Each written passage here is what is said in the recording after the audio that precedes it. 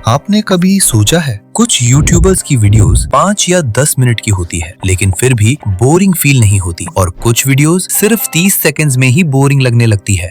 ऐसा क्यों होता है? क्या उनके पास एक्सपेंसिव कैमरा होता है? क्या उनकी वॉइस परफेक्ट होती है या फिर उनके पास कोई सीक्रेट फॉर्मूला होता है? एक्चुअली रीजन कुछ और होता है। मोस्ट बिग यूट्यूबर्स व्यूअर की अटेंशन को कंट्रोल करना जानते हैं और ये काम सिर्फ स्क्रिप्ट नहीं करती, एडिटिंग भी करती है। ह्यूमन ब्रेन एक ही चीज को ज्यादा देर तक देखना पसंद नहीं करता। अगर स्क्रीन पर सेम चीज चलती रहे, same angle, same background, same energy, तो ब्रेन ऑटोमेटिकली इंटरेस्ट लूज कर देता है। इसीलिए बिग क्रिएटर्स हर कुछ सेकंड्स बाद स्क्रीन पर कुछ ना कुछ चेंज कर देते हैं। कभी जूम, कभी टेक्स्ट, कभी मूवमेंट, कभी साउंड, कभी सीन चेंज। ये छोटी छोटी चीजें व्यूअर को कॉन्शियसली फील नहीं होती, लेकिन ब्रेन को कॉन्स्टेंटली सिग्नल मिलता रहता है कि समथिंग न्यू इज हैपनिंग और इसी वजह से व्यूअर वीडियो देखते रहता है। लेकिन यहाँ एक इंटरेस्टिंग बात है। बहुत बिगनर्स एडिटर्स सोचते हैं कि गुड एडिटिंग का मतलब है ज्यादा इफेक्ट्स, ज्यादा ट्रांजिशंस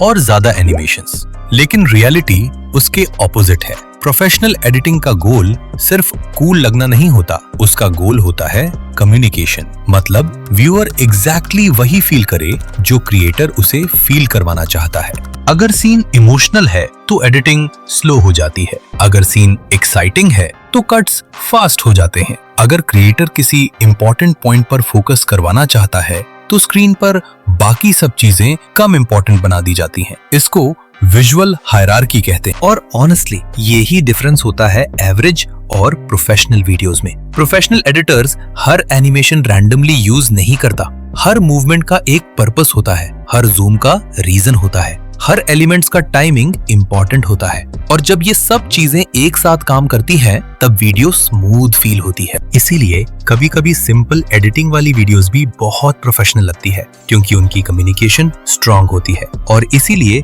कुछ हेवीली एडिटेड वीडियोस भी बोरिंग फील होती है क्योंकि उनमें सिर्फ इफेक्ट्स होते हैं, पर्पस नहीं। अगर आप एडिटिंग सीख रहे हो तो सिर्फ टूल्स मत सीखो।